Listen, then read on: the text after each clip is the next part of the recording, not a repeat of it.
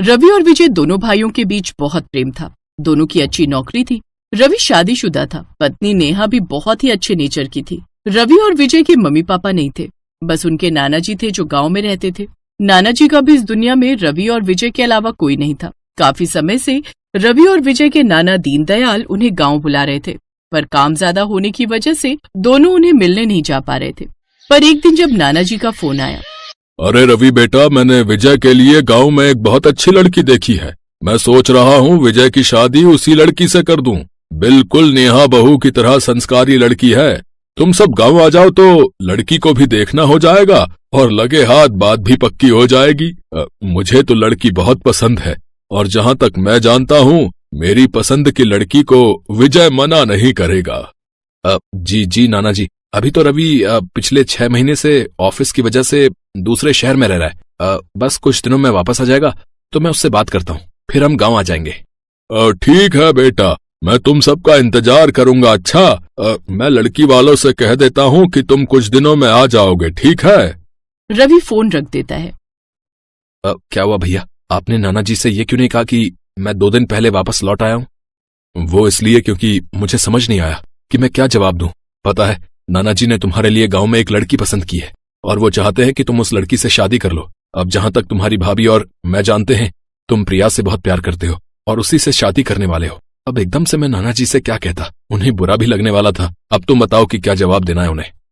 अगर नाना जी से हमने ये कहा कि देवर जी ने कोई और लड़की पसंद की हुई है तो उन्हें बहुत बुरा लगने वाला है, क्योंकि जहाँ तक मुझे पता है उन्होंने आपके लिए भी गांव में एक लड़की देखी थी, पर मेरी और आपकी बात हो चुकी थी, उन्होंने मुझे स्वीकार कर लिया था। अब क्या बहाना बनाएंगे ये सोचना है। कुछ करो भैया। भाभी प्लीज, मुझे कुछ समझ में नहीं आ रहा है। और प्रिया भी 15 दिन बाद लंदन से लौटेगी। मैंने तो दादाजी को 2-4 दिन में बोल दिया है। अगर हम 2-4 दिन में नहीं गए तो वो कहीं उठकर यहाँ ना आ जाएं। फिर बहाना कर देते हैं कि 15 दिन बाद ही आना होगा, काम है, और प्रिया को साथ ले जाएंगे। उन्हें बुरा लग गया कि विजय ने भी इस रिश्ते के लिए मना कर दिया है, तो सोचो कहीं वो दिल पर ना ले लें। कहेंगे दोनों भाई मेरी बात नहीं मानते। मेरे पास एक आइडिया है भाभी, इसमें आपको मेरा साथ देना होगा। नाना जी आपको बहुत मानते हैं, वो आपकी बात को समझेंगे। आप उन्हें बोल दो कि विजय ने शादी कर ली है और अचानक शादी करके आ गया है। आप जब ये बात बोलोगे ना तो नाना जी अपने आप ही चुप हो जाएंगे, उनको बुरा भी नहीं लगेगा। पर जहां तक मैं जानता हूँ, अगर हम चले गए तो वो मेरी शादी करवा कर ही मारेंगे। प्लीज भाभी, इतना कर दो। आप बोल दो कि मैंने शादी कर ली है। फिर 15 दिन बाद जब प्रिया आ जाएगी तो हम शादी करके नाना जी से मिलने चलेंगे। फिर वो जिस रीति रिवाज से दोबारा शादी करवाना चाहेंगे हम कर लेंगे। कम से कम मैं अपनी पसंद की लड़की से तो शादी कर पाऊंगा। ठीक है, अब मुंह मत लटकाओ, मैं बोल देती हूँ नाना जी को। जब देखो मुझे ही फंसाते हो दोनों भाई। नेहा नाना जी को फोन पर झूठ बोल देती है। विजय को तसल्ली हो जाती है कि अब वो प्रिया से शादी कर सकता है। उस समय तो नाना जी ने कुछ नहीं कहा, पर 2 दिन बाद जो बम फटने वाला था उससे रवि, विजय और नेहा अनजान थे। नाना जी, आप और अचानक? हाँ तो और क्या, तुम तो मुझे नई बहू से मिलवाने वाले थे नहीं। सोचा मैं ही कुछ दिनों के लिए शहर आ जाता हूँ। सबसे पहले मुझे नई बहू से मिलवाओ भाई। कहाँ है प्रिया बहू? वो नाना जी। अरे वो क्या कर रहा है? मैं इस नालायक से पूछता हूँ। मेरे बिना शादी कर ली। कहाँ है मेरी छोटी बहू भाई? वो प्रिया अंदर है नाना जी। और नेहा बहू कहाँ है? नेहा खुद ही आ जाती है। उसे नहीं पता था कि विजय ने नाना जी को कहा है कि प्रिया अंदर है। प्रणाम नाना जी, आप अचानक आ गए। हाँ, आना पड़ा। अपने बच्चों से मिलने का मन था। क्या बात है, अब तो हमारी बहू जेठानी बन गई है। देवरानी कहाँ है तुम्हारी? हमें भी मिलवाओ भाई नई बहू से। विजय बोल रहा है कि वो अंदर है। अंदर? जी हाँ, वो रसोई में आपके लिए चाय बना रही है। मैं अभी उसे बोलती हूँ। नेहा को समझ नहीं आ रहा था कि वो क्या करे। अब उसके पास एक ही रास्ता था, उसे देवरानी और जेठानी दोनों के रोल निभाने थे। नेहा ने जल्दी जल्दी कपड़े बदले और सिर पर घूंघट करके चाय लेकर नाना जी के पास पहुंच गई। नेहा को घूंघट में देखकर रवि और विजय हैरान रह गए, पर उस समय वो चुप रहे। अच्छा, तो ये है हमारी नई बहू रानी। पर तुमने इतना बड़ा घूंघट क्यों ओढ़ा हुआ है बहू? जी नाना जी, बड़ों से थोड़ा घूंघट करना ही अच्छा रहता है। हमारे घर में यही सिखाया गया है। बड़े अच्छे संस्कार हैं बहू, पर नेहा ने कभी घूंघट नहीं किया। चलो जैसा तुम्हें अच्छा लगे। वैसे तुम्हारी आवाज नेहा बहू के जैसी क्यों है? हाँ वही तो नाना जी, हम भी कई बार चौंक जाते हैं कि भाभी और प्रिया की आवाज बिल्कुल एक जैसी है। चलो ये भी बहुत बढ़िया बात रही भाई, है दोनों देवरानी जेठानी में ऐसे ही प्यार बना रहे। नेहा बहू कहाँ चली गई? वो नाना जी, उसने मशीन लगाई हुई है, शायद छत पर कपड़े डालने चली गई होगी। वॉशिंग मशीन हमने छत पर ही रखी हुई है। नाना जी आप आराम करो, तब तक मैं आपके लिए कुछ खाने का बना लेती हूँ। भाभी तो कपड़े धो रही हैं, तो एक काम वो कर लेंगी, एक काम मैं। जीती रहो बहू। बहुत बहुत खुशी हो रही है मुझे तुम दोनों देवरानी जेठानी में एकता देखकर। नाना जी थोड़ी देर के लिए सोने के लिए कमरे में चले गए। तब जाकर नेहा की जान में जान आई और उसने खाना बनाना शुरू किया। अच्छी नौकरी थी। रवि शादीशुदा था। पत्नी नेहा भी बहुत ही अच्छे नेचर की थी। रवि और विजय के मम्मी पापा नहीं थे, बस उनके नाना जी थे जो गांव में रहते थे। नाना जी का भी इस दुनिया में रवि और विजय के अलावा कोई नहीं था। काफी समय से रवि और विजय के नाना दीनदयाल उन्हें गांव बुला रहे थे, पर काम ज्यादा होने की वजह से दोनों उन्हें मिलने नहीं जा पा रहे थे। पर एक दिन जब नाना जी का फोन आया, अरे रवि बेटा, मैंने विजय के लिए गांव में एक बहुत अच्छी लड़की देखी है। मैं सोच रहा हूँ विजय की शादी उसी लड़की से कर दूं। बिल्कुल नेहा बहू की तरह संस्कारी लड़की है। तुम सब गांव आ जाओ तो लड़की को भी देखना हो जाएगा और लगे हाथ बात भी पक्की हो जाएगी। मुझे तो लड़की बहुत पसंद है और जहां तक मैं जानता हूँ मेरी पसंद की लड़की को विजय मना नहीं करेगा। जी जी नाना जी, अभी तो रवि पिछले 6 महीने से ऑफिस की वजह से दूसरे शहर में रह रहा है। बस कुछ दिनों में वापस आ जाएगा तो मैं उससे बात करता हूँ, फिर हम गांव आ जाएंगे। ठीक है बेटा, मैं तुम सबका इंतजार करूंगा। अच्छा, मैं लड़की वालों से कह देता हूँ कि तुम कुछ दिनों में आ जाओगे, ठीक है? रवि फोन रख देता है। क्या हुआ भैया, आपने नाना जी से ये क्यों नहीं कहा कि मैं 2 दिन पहले वापस लौट आया हूँ? वो इसलिए क्योंकि मुझे समझ नहीं आया कि मैं क्या जवाब दूं। पता है, नाना जी ने तुम्हारे लिए गांव में एक लड़की पसंद की है और वो चाहते हैं कि तुम उस लड़की से शादी कर लो। अब जहां तक तुम्हारी भाभी और मैं जानते हैं, तुम प्रिया से बहुत प्यार करते हो और उसी से शादी करने वाले हो। अब एकदम से मैं नाना जी से क्या कहता, उन्हें बुरा भी लगने वाला था। अब तुम बताओ कि क्या जवाब देना है उन्हें।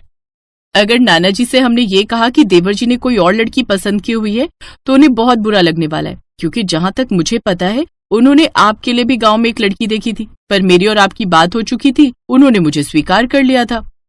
अब क्या बहाना बनाएंगे ये सोचना है। कुछ करो भैया। भाभी प्लीज, मुझे कुछ समझ में नहीं आ रहा है। और प्रिया भी 15 दिन बाद लंदन से लौटेगी। मैंने तो दादाजी को 2-4 दिन में बोल दिया है। अगर हम 2-4 दिन में नहीं गए तो वो कहीं उठकर यहाँ ना आ जाएं। फिर बहाना कर देते हैं कि 15 दिन बाद ही आना होगा, काम है, और प्रिया को साथ ले जाएंगे। उन्हें बुरा लग गया कि विजय ने भी इस रिश्ते के लिए मना कर दिया है, तो सोचो कहीं वो दिल पर ना ले लें। कहेंगे दोनों भाई मेरी बात नहीं मानते। मेरे पास एक आइडिया है भाभी, इसमें आपको मेरा साथ देना होगा। नाना जी आपको बहुत मानते हैं, वो आपकी बात को समझेंगे। आप उन्हें बोल दो कि विजय ने शादी कर ली है और अचानक शादी करके आ गया है। आप जब ये बात बोलोगे ना तो नाना जी अपने आप ही चुप हो जाएंगे, उनको बुरा भी नहीं लगेगा। पर जहां तक मैं जानता हूँ, अगर हम चले गए तो वो मेरी शादी करवा कर ही मारेंगे। प्लीज भाभी इतना कर दो, आप बोल दो कि मैंने शादी कर ली है। फिर 15 दिन बाद जब प्रिया आ जाएगी तो हम शादी करके नाना जी से मिलने चलेंगे। फिर वो जिस रीति रिवाज से दोबारा शादी करवाना चाहेंगे हम कर लेंगे। कम से कम मैं अपनी पसंद की लड़की से तो शादी कर पाऊंगा। ठीक है, अब मुंह मत लटकाओ, मैं बोल देती हूँ नाना जी को। जब देखो मुझे ही फंसाते हो दोनों भाई। नेहा नाना जी को फोन पर झूठ बोल देती है। विजय को तसल्ली हो जाती है कि अब वो प्रिया से शादी कर सकता है। उस समय तो नाना जी ने कुछ नहीं कहा, पर 2 दिन बाद जो बम फटने वाला था उससे रवि, विजय और नेहा अनजान थे। नाना जी, आप और अचानक? हाँ तो और क्या, तुम तो मुझे नई बहू से मिलवाने वाले थे नहीं। सोचा मैं ही कुछ दिनों के लिए शहर आ जाता हूँ। सबसे पहले मुझे नई बहू से मिलवाओ भाई। कहाँ है प्रिया बहू? वो नाना जी, अरे वो क्या कर रहा है? मैं इस नालायक से पूछता हूँ। मेरे बिना शादी कर ली। कहाँ है मेरी छोटी बहू भाई? वो प्रिया अंदर है नाना जी। और नेहा बहू कहाँ है? नेहा खुद ही आ जाती है। उसे नहीं पता था कि विजय ने नाना जी को कहा है कि प्रिया अंदर है। प्रणाम नाना जी, आप अचानक आ गए? हाँ, आना पड़ा। अपने बच्चों से मिलने का मन था। क्या बात है, अब तो हमारी बहू जेठानी बन गई है। देवरानी कहाँ है तुम्हारी? हमें भी मिलवाओ भाई नई बहू से। विजय बोल रहा है कि वो अंदर है। अंदर? जी हाँ, वो रसोई में आपके लिए चाय बना रही है। मैं अभी उसे बोलती हूँ। नेहा को समझ नहीं आ रहा था कि वो क्या करे। अब उसके पास एक ही रास्ता था, उसे देवरानी और जेठानी दोनों के रोल निभाने थे। नेहा ने जल्दी जल्दी कपड़े बदले और सिर पर घूंघट करके चाय लेकर नाना जी के पास पहुंच गई। नेहा को घूंघट में देखकर रवि और विजय हैरान रह गए, पर उस समय वो चुप रहे। अच्छा, तो ये है हमारी नई बहू रानी। पर तुमने इतना बड़ा घूंघट क्यों ओढ़ा हुआ है बहू? जी नाना जी, बड़ों से थोड़ा घूंघट करना ही अच्छा रहता है। हमारे घर में यही सिखाया गया है। बड़े अच्छे संस्कार हैं बहू। पर नेहा ने कभी घूंघट नहीं किया। चलो जैसा तुम्हें अच्छा लगे। वैसे तुम्हारी आवाज नेहा बहू के जैसी क्यों है? हाँ वही तो नाना जी, हम भी कई बार चौंक जाते हैं कि भाभी और प्रिया की आवाज बिल्कुल एक जैसी है। चलो ये भी बहुत बढ़िया बात रही भाई, है दोनों देवरानी जेठानी में ऐसे ही प्यार बना रहे। नेहा बहू कहाँ चली गई? वो नाना जी उसने मशीन लगाई हुई है, शायद छत पर कपड़े डालने चली गई होगी। वॉशिंग मशीन हमने छत पर ही रखी हुई है। नाना जी आप आराम करो, तब तक मैं आपके लिए कुछ खाने का बना लेती हूँ। भाभी तो कपड़े धो रही हैं, तो एक काम वो कर लेंगी, एक काम मैं। जीती रहो बहू, बहुत बहुत खुशी हो रही है मुझे तुम दोनों देवरानी जेठानी में एकता देखकर। नाना जी थोड़ी देर के लिए सोने के लिए कमरे में चले गए। तब जाकर नेहा की जान में जान आई और उसने खाना बनाना शुरू किया। सॉरी भाभी, मेरी वजह से आपको कितनी परेशानी हो रही है। कोई बात नहीं देवर जी, मुझे जल्दबाजी में जो ठीक लगा मैंने बस वही किया। अब आप प्रिया को पूछ लो कि वो कब तक आ जाएगी। मैं ज्यादा दिनों तक ये सब नहीं संभाल पाऊंगी। हाँ मैं अभी उसे फोन करता हूँ। विजय प्रिया को फोन करता है। प्रिया उसे बताती है कि वो 15 दिन नहीं बल्कि 2 दिन बाद ही वापस लौट रही है। ये सुनकर सब बहुत खुश हो जाते हैं। प्रिया को सब कुछ समझा दिया गया था। 2 दिन बाद प्रिया वापस लौट आई और नाना जी के सामने घूंघट में पहुंची। क्या बात है, आज तो मेरे लिए बहुत बढ़िया खाना बनाया गया है।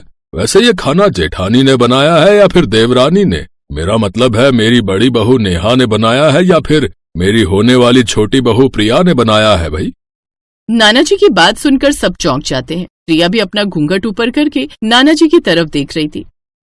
नाना जी आपने कैसे पहचाना कि घूंघट में मैं हूँ, जबकि मैं तो अभी थोड़ी देर पहले ही आई हूँ?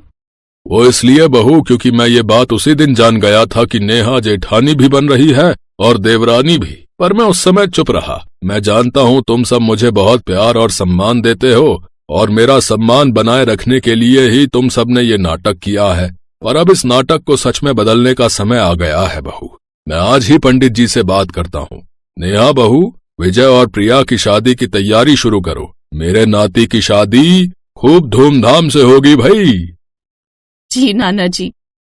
नाना जी आप बहुत अच्छे हो, thank you so much. Best नाना जी। रवि, नेहा, विजय और प्रिया सबके चेहरे पर खुशी आ जाती है। खूब धूमधाम से विजय और प्रिया की शादी हो जाती है। नेहा खूब खुशी से अपनी